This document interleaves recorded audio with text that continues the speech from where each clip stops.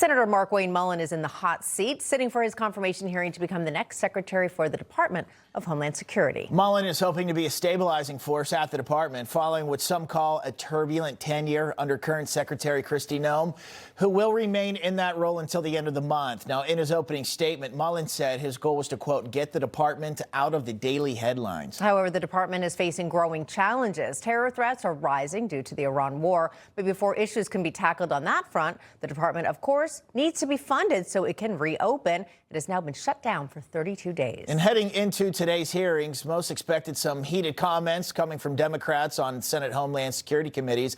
But things got contentious right out of the gate when Mullin faced pointed questions from the committee's chair, that is Republican Senator Rand Paul.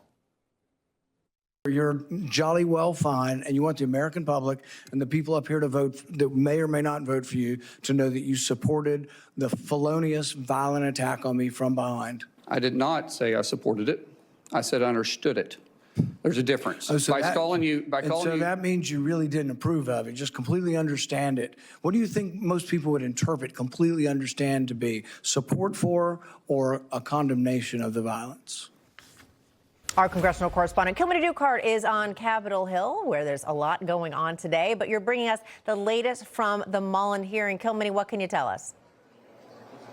Yeah, Katrina, Bob, good to be with you. Republican Senator Rand Paul, right after that hearing, telling reporters that Senator Mullin has anger issues, using that grievance, that personal grievance, as you just aired there, to illustrate that he doesn't have the temperament to lead the agency. Mullin was also pressed about a 2016 trip that he took that he has described as classified. Senators moved to the SCIF to discuss that. There was some question about whether the full committee would vote tomorrow, but it does appear that will be happening. But Rand Paul says he's a no. You want the American public and the people up here to vote that may or may not vote for you to know that you supported the felonious, violent attack on me from behind. I did not say I supported it. I said I understood it. There's a difference. And I want to play for you again the comments that he made immediately following that hearing for reporters. Listen to this. We're in the midst, I think, of a crisis where there needs to be more direction from the top.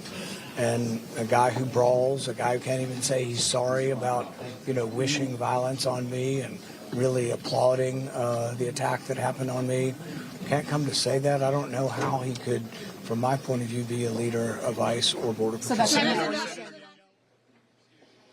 Well, despite the dust-up, there was a lot of bipartisan support. I spoke exclusively with Senator Mullin immediately following that hearing. Senator Mullin, how did it go? Kilmeny with Newsmax. It was fun. All right. Do you feel pretty confident right now, or? Listen, I'm glad that portion is over, so we're excited about it.